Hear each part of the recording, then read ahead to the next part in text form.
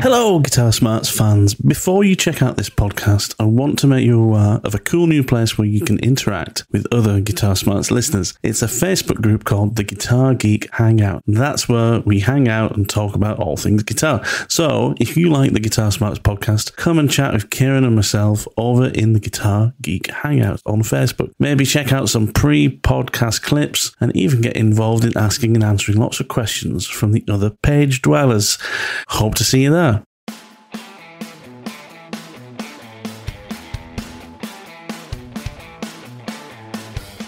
Episode number 3. Welcome back for another Guitar Smarts podcast from Kiran and myself. This week we are indulging ourselves. The age-old question: if you could only have one guitar rig, the desert island conundrum, what would we have Santa bring us on our own private, personal, permanent vacation to a Pacific island?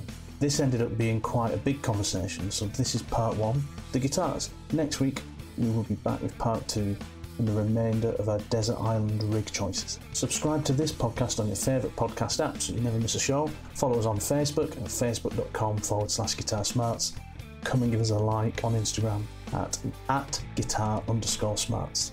Anyway, let's get to it. This week we're talking about something actually that I think sounds quite appealing, given the way this last year's been. It's living on a desert island by yourself. Oh man, you have killed me with this challenge. I knew you would. Do you know what? The thing is, it's not even real. I'm not going on a desert island. No, I'm exactly. not drawing up this rider of stuff that I want. But in my head, for the last few days, when you sent me this, going, this is what I think we should talk about. It's just been plaguing my mind, like agonising over the choice of it. It's like the only thing I can compare it to is, I guess it's like asking a prisoner for their last meal kind of thing. It's like and you go, I'm going to have this. I'm going to have the biggest steak in the world with the biggest glass of red wine. And you go, oh no, but I really love curry as well. Oh no, okay, it's going to be curry. And then you go, oh, but what about Chinese fried rice? And so it's literally been like this in my head because you've told. So well, we should explain the brief first. So why don't you explain what you sent me this week, which has been causing me so much distress. Right, okay. Well, I'll tell you what, hang on, because I've just realised I've got my notes in front of me for what I've chosen, but I haven't actually got the brief in front of me, which is utterly stupid. And so I've had a couple of days to work on this, right? So you can go through the criteria in a minute, but basically what you said to me is, right, it's Christmas and you got a present from Santa, and you're going to get a permanent vacation to your very own desert island. And I thought that does sound good, bearing in mind I am longing for a beach holiday right now during COVID. I was like, oh, that sounds like idyllic. Oh, me too. A man after my own heart. You then wrote to me and said, provided will be all the food and water you need. Great. Shelter, electricity, sun cream, and endless supplies of guitar strings. Great. So the basics are covered, right? Yeah. What else is needed? We need to tell Santa before we go what our desert island guitar rig needs to be, and it will be there waiting for us. How tantalising! Right, and then you gave me a list of the difficult choices we needed to make. So why don't you go through those? Okay, so here's the choices we have to make. Guitars: we can have one electric guitar, and we can have one acoustic guitar. Okay. Effects, pedals, no limits at all. Just what you can get on a standard size pedal train. So it's not, it could be all drive pedals, can be all whatever you want, but it's just got to be a single pedal board, right? Standard of pedal board 2, like the pedal board you have. Is that a pedal train 2? It's a pedal train 2. It's just a good healthy size pedal board, right? Exactly. Guitar amp can be a combo amp head, anything, just a single guitar amp. Right. Albums as well. So there's no internet on this island. I know there's electricity and endless supplies of sun cream and stuff, but there's no internet. So no streaming services. You can take 3 albums with you. Yeah. Okay.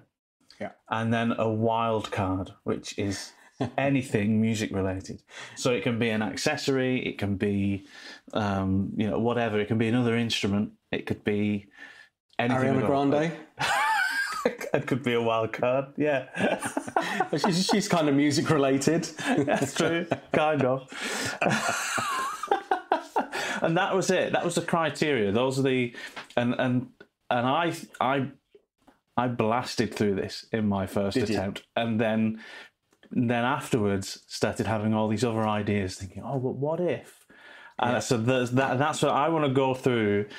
We'll go through each section. Oh, hold on. Before we do guitars. Go on. Before we do, you missed out a really important footnote, which I only noticed late last night. Which is, it can't be anything we already own. Oh, yes. That's a very good point. Can't be anything we own already. Yeah.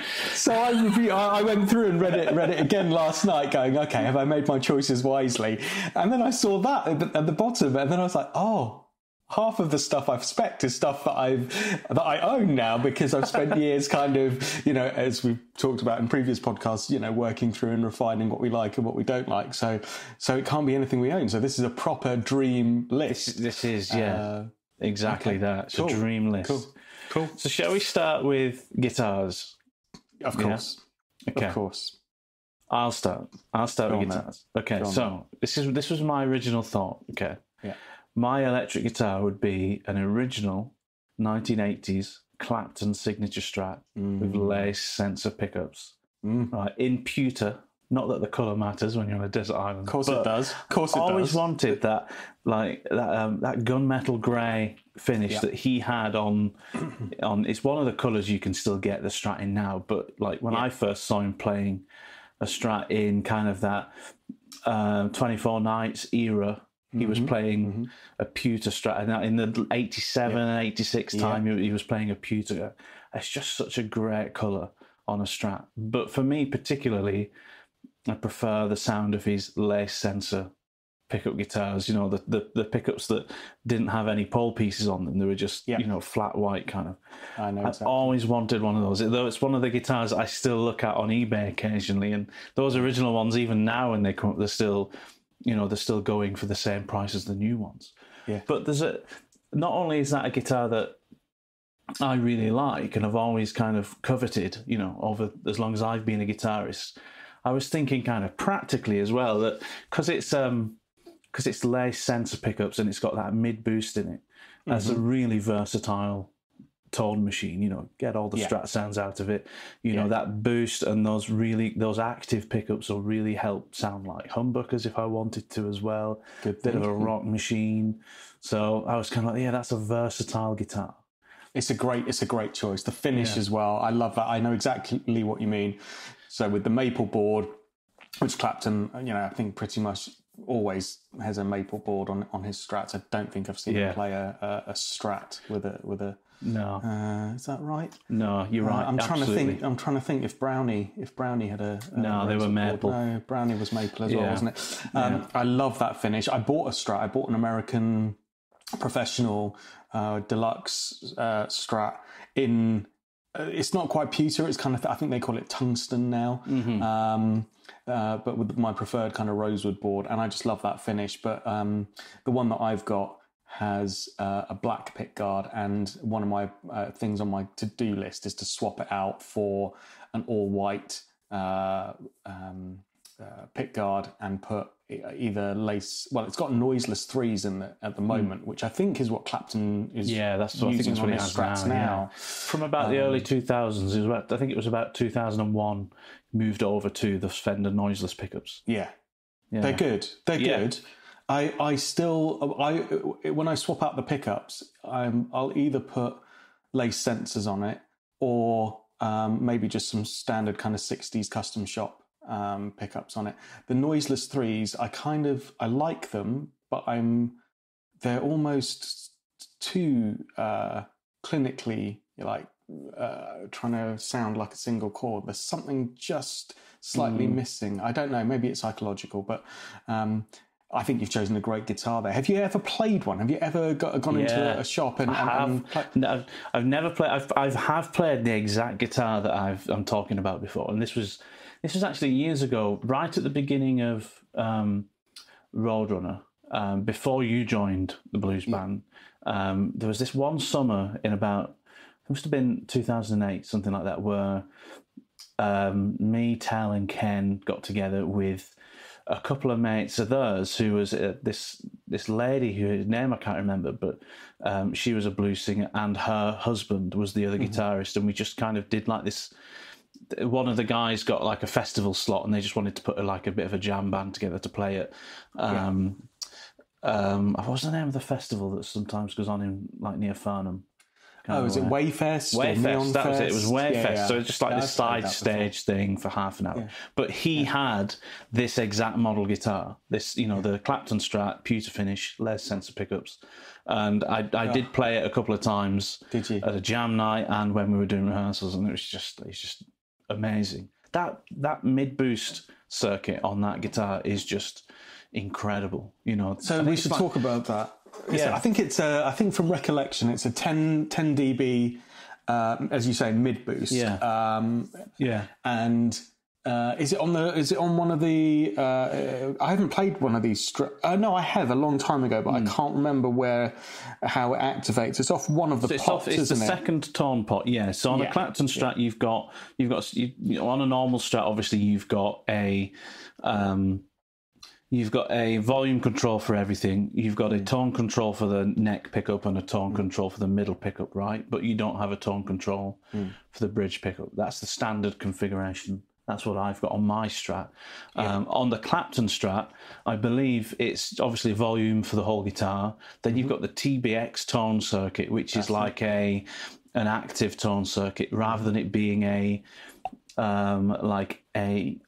low pass circuit, if you like, that you get on a normal guitar, where you're just rolling off the It just high bleeds end. treble to ground. Yeah, exactly. Yeah, on this, it's an actual active EQ circuit, which sits at kind of in the middle, and then either way, you've got like a notch that it sits in, and you can turn it up past that notch and boost certain frequencies, or you can turn it down. So it's more, it's a different kind of EQ.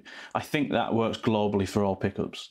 And then the last pickup, the last tone control, which would have been your kind of mid pickup tone control, that's the mid boost. So all the way off, there's no boost, and then as you roll it up, you get that really fat kind of, like a low mid and mid kind of boost that you get from, and that's kind of like that Clapton sound, right? I mean, if you listen to 24 Nights, particularly the 13 or the 11-piece band. Section when he's doing things like Bad Love, Old Love, and stuff like that. Yeah, that you can hear it kick in. It's almost like a volume swell, but it's not. It's like a just gets thick and exactly, doesn't it? Exactly. Even though especially like if you listen to Old Love when he's doing his outro solo, and it just gets thicker and thicker as he's turning that up a little bit more, but it still sounds clean. Yeah, that's just that's the holy grail of lead guitar sounds. I'm smiling ear to ear because I mean, I've listened to 24 Nights so many times now, and the tracks you're mentioning as well, all favourites of mine.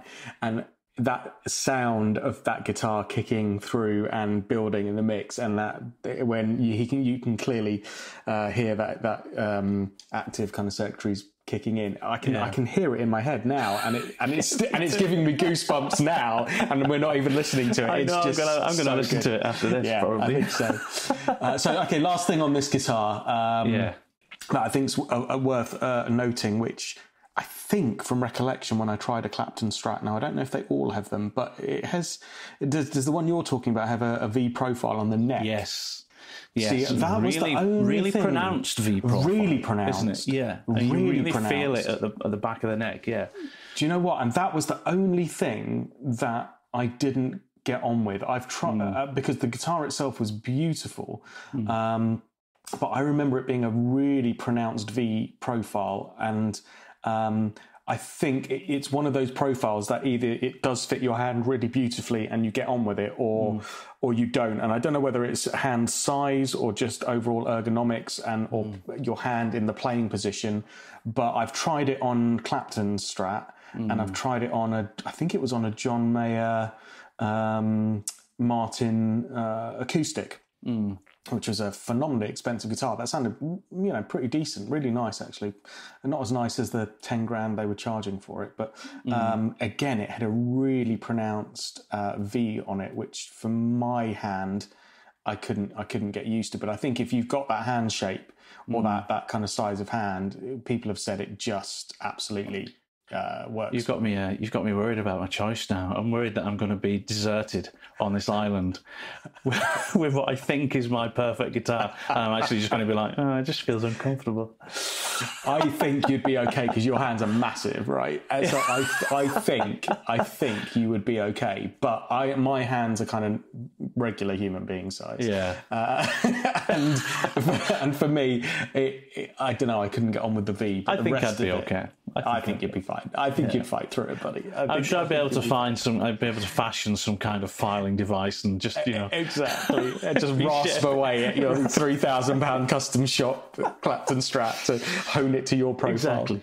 Right, I'm gonna move on to my acoustic choice before you tell me your choices here. Right. Okay, so my acoustic choice, and actually I found this one really difficult because I've got actually no real experience with high-end acoustic guitars, or I've never really owned a decent acoustic.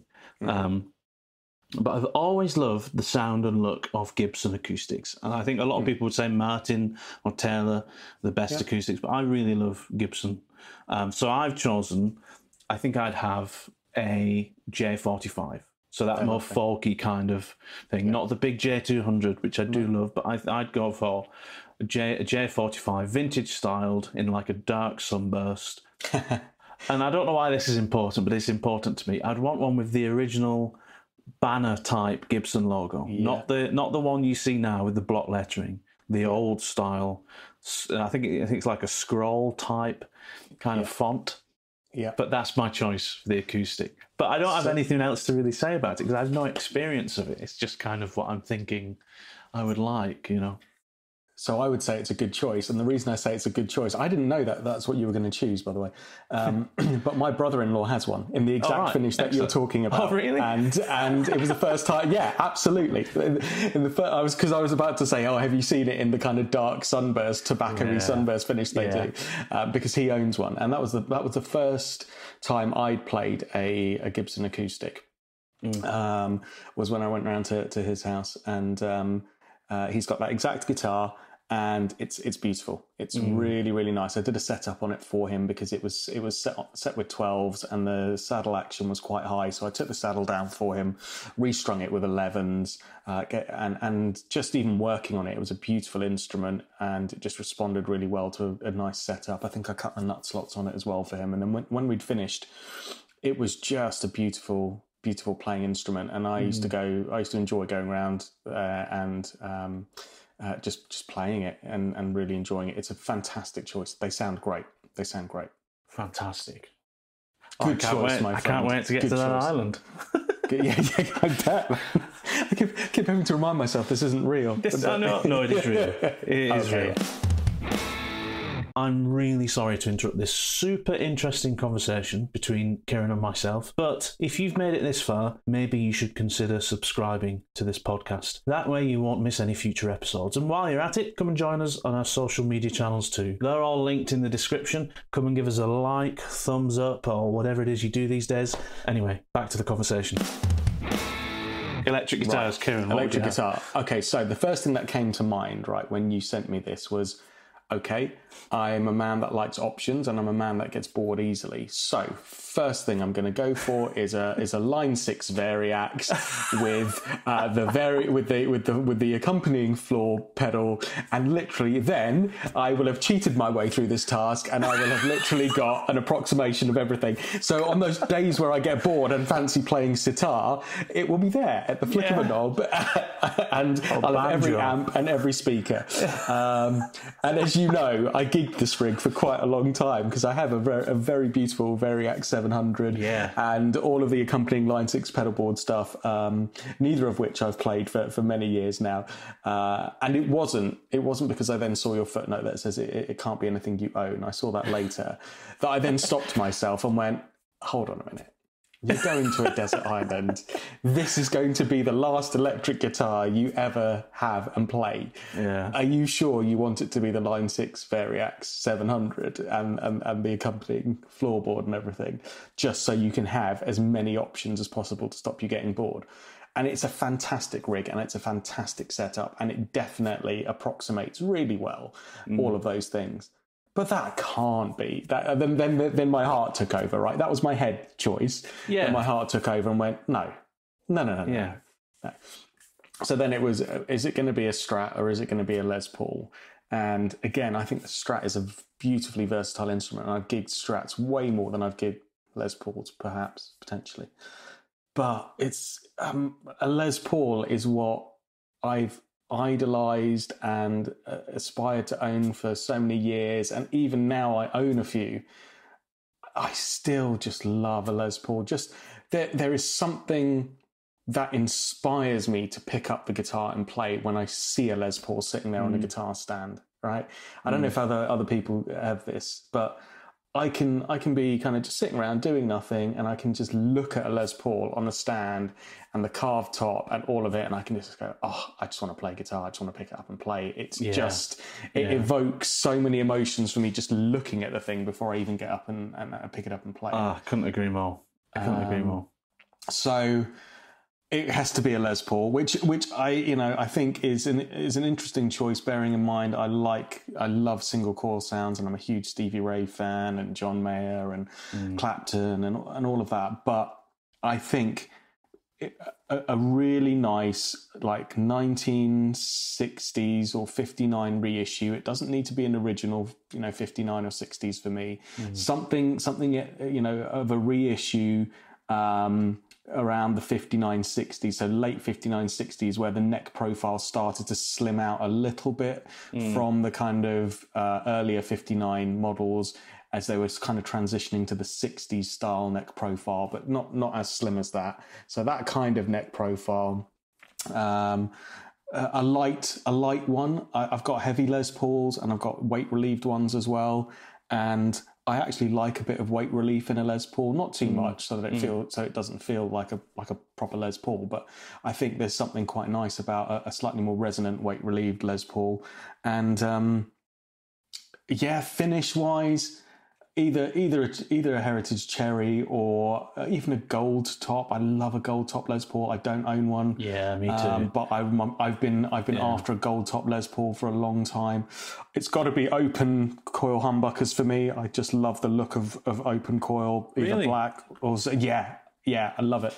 Just love. I've got Les Pauls that have got the kind of nickel covers on, which look great. But again, for me, open coil, either black or zebra humbuckers on it. I love the Slash Alnico 2 Seymour Duncan pickups. They're a brilliant set of pickups, and they'll do rock brilliantly, but they're very versatile as well.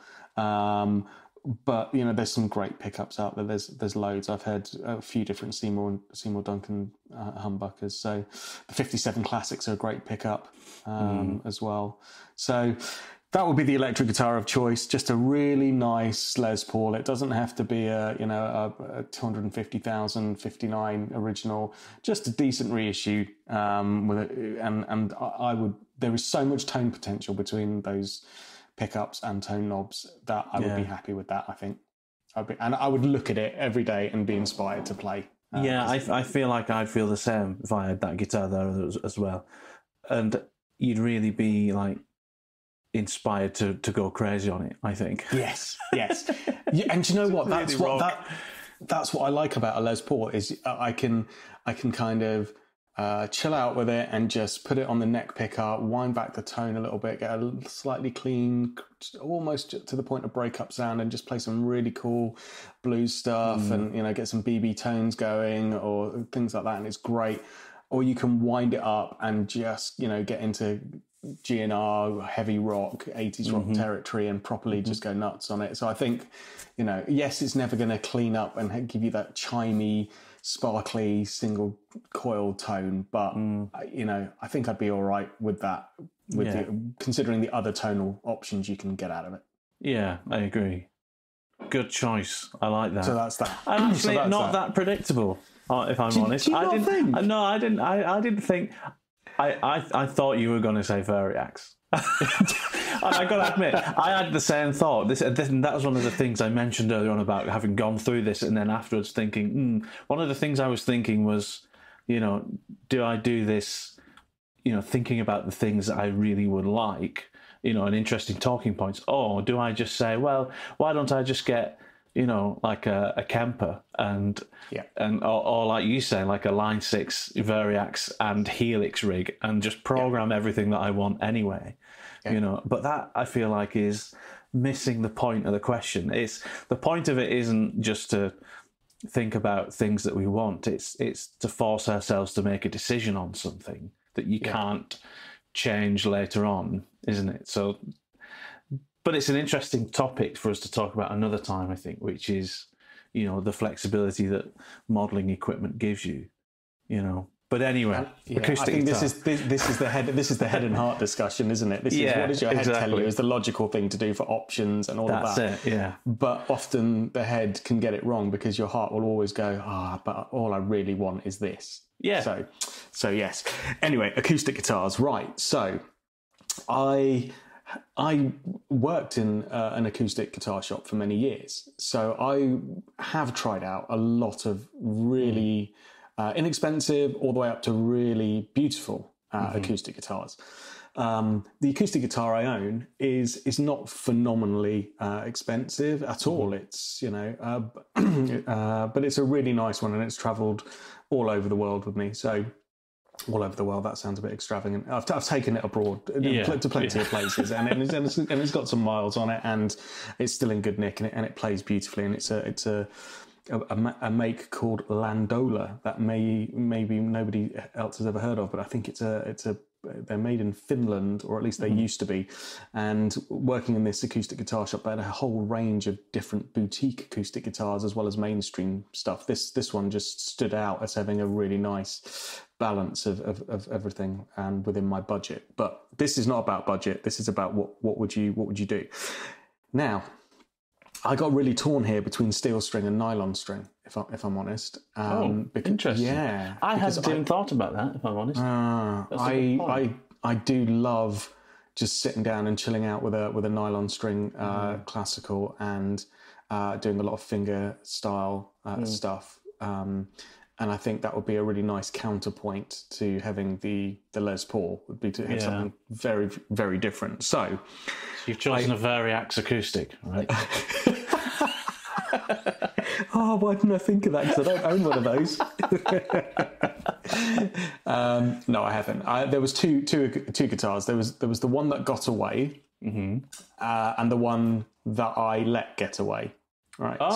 Okay. So I don't think you know either of these stories. So the one that got away was while I was working in this acoustic guitar shop. We had everything. We had Guilds, we had Gibsons, we had all kinds of lovely guitars in there. But there was a brand that I hadn't until recently seen since I left that guitar shop, a couple of decades ago. And it's a Canadian brand called Larive. I think that's how you pronounce it. I have heard of them, yeah. Now, we had a couple of these in the guitar shop in the 90s and early 2000s, and they not only had the most beautiful tone woods and the most incredible mother-of-pearl inlay work across the fretboard and around the sound hole that was just stunning to look at. They were like pieces of art. But when you picked them up and played them, oh my goodness, the full bass and tone and clarity as well of all the top end was just unbelievable. I mean, back then, I was an impoverished kind of student, so and they were $3,000 plus back then. That was well out of my price range, but I always thought one day I'll own one of these, and it was just the most beautiful. So if anybody can find me like a mid 90s to late 90s Larive in good condition, I will bite their hand off for it if it's the type of thing that I'm talking about. It'll be played in by now as well. Well, it would be very well played in by now. Interestingly, years later, I was chatting to the guys at Guitar Village, who I know pretty well, and I was saying to them about this guitar that got away, and I don't think it was as a result of my conversation with them. Maybe it was. I'm not sure. But then I started seeing Larive guitars being stocked again by Guitar Village. So Guitar Village now stocks a few Larive guitars. Oh, really? And I keep meaning to make a point of going and trying them. They don't look as ornate or as kind of beautifully artistic in terms of the inlay work and stuff as the ones that I was seeing a few decades ago. But I'd still like to go and see, if the tonal qualities of them stack up. So, yeah, Larive guitars. Look out for that as a different kind of. Yeah, that is a name I've heard before and I've not heard for a long time. Yeah. So that's the one that got away that I could never really snap up, but because I didn't have the money at the time, and now I can't find it. Mm-hmm. And then the one that I gave back, which is actually the one that I've chosen. Okay. So it's a nylon string guitar. Okay. I've chosen, which I didn't think I would, but I have. I've chosen a nylon string. And it's again, I've just found out this morning that it's discontinued. So it's a Martin 000C. Mm-hmm. So again, I was in Guitar Village a few years back, and I had an afternoon to myself, and Guitar Village was pretty much empty at that time of day that I'd gone, which is very unusual because it's a brilliant shop and very popular. And it was one of those late kind of summer afternoons. Sun was kind of setting, and I just went upstairs, and the guys who were very accommodating there just said, "Yeah, help yourself, try out whatever you want to, and give us a shout if you need anything." So I spent about an hour playing this nylon strung Martin. Just picked it up on a whim, thinking, "Oh, Martin make a nylon string." It was the most beautiful guitar that I'd ever played, I think, up until that point, especially in terms of acoustic. This particular one just was set up perfectly. The tone of it was incredible. It had a Fishman pickup, but I wasn't even plugged in. I was just playing it acoustically. It had a cutaway, and it just did everything so sensationally. I mean, it was just a joy, and to just sit there and play on it. And I thought, wow, this is an incredible guitar. And obviously, being a Martin, it's a $2,500 guitar. Yeah. And I was like, I can't justify $2,500 on a nylon string because I'm a gigging musician, but I'm not going out and gigging nylon strings. And if I do, it's for the occasional solo gig, doing some wedding kind of stuff in the background and things. I can't really justify. It's not going to pay for itself through the gigging money, if you know what I mean. It would be an absolute luxury, and I've got a decent enough nylon string at home to cover all those bases. So I put it down and I left it, and I told my wife about it when I kind of got home, and she was like, "Oh, you didn't buy anything? You went to Guitar Village and you didn't buy anything?" And I was like, "Well, I did try something, and it was just sensational. It was, and I waxed lyrical about it." And she said, "Oh, you should have bought it or treated yourself to it, blah blah blah." And I said, "Well, look, it's a lot of money, and I couldn't justify that much on a nylon string that I wouldn't be gigging, all the time to make it worthwhile." Anyway. Unbeknownst to me, my wife then spoke to Guitar Village a few months later, and on my birthday I went into my guitar room at home, and there, sitting on the sofa in the guitar room, was a Martin case, which I then duly opened, and inside was a Martin 000C nylon string acoustic. And it was there in all its glory. And my wife had decided to buy it for me, the crazy fool that she is. And I made her take it back. Did you? Yeah, I made her take it back. I just felt too guilty about it. I thought that's an incredibly beautiful and wonderful gesture. But honestly, that's quite extravagant for a birthday present. It wasn't a big birthday; it was just a kind of random birthday. That's a little bit extravagant, darling. She's like, "Well, I didn't know what to buy you, and you were so enamoured by it." But that makes me sound very altruistic or indeed incredibly selfish. She knew I wasn't throwing the gift back in her face, and I know the guys at Guitar Village so well that they wouldn't have any issue with me just saying no. I'll get something else. So It wasn't an issue at all, and she wasn't offended. No. She just was trying to do something nice, and I really appreciated the gesture, and it was beautiful. But it was a lot of money for her, and I didn't want her to kind of be spending that level of money on me. It was too much. So I made her take it back. And the other reason, but in case that sounds incredibly altruistic and or ungrateful, was that it wasn't the one that I tried that day. Oh, really? So it was another one, and it didn't have that vibe. Wow! It wasn't set up as well. So okay, yes, you could set it up and tweak it, etc., etc. Yeah.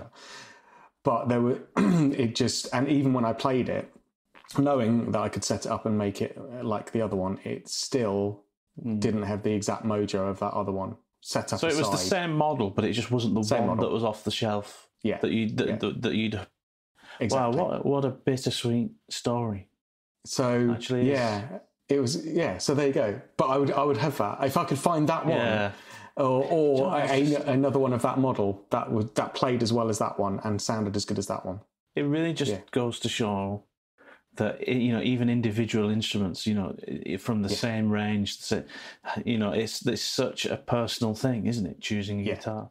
And I've said it before about this Strat, that I've gotten, that was a gift from my wife. I didn't go into the music shop it was GAC in Brighton, Guitar and Keyboard Centre. And we didn't go in there to choose a Strat. I didn't have it in my mind that I'd choose a Strat. It was probably going to be a Telly, And it was Lucy that saw that one and picked it down. I was like, okay, I'll try it. And then he just connected immediately to it. It was like, that's it. I don't need to try anything else. That's the one. And I probably would have kept it, given her, the money for it, or given her a big chunk of the money for it, and said, "Look, thank you, darling, that's amazing, but I don't want you to spend all of that money here. Let me give you the money for half of it, more than half of it, whatever."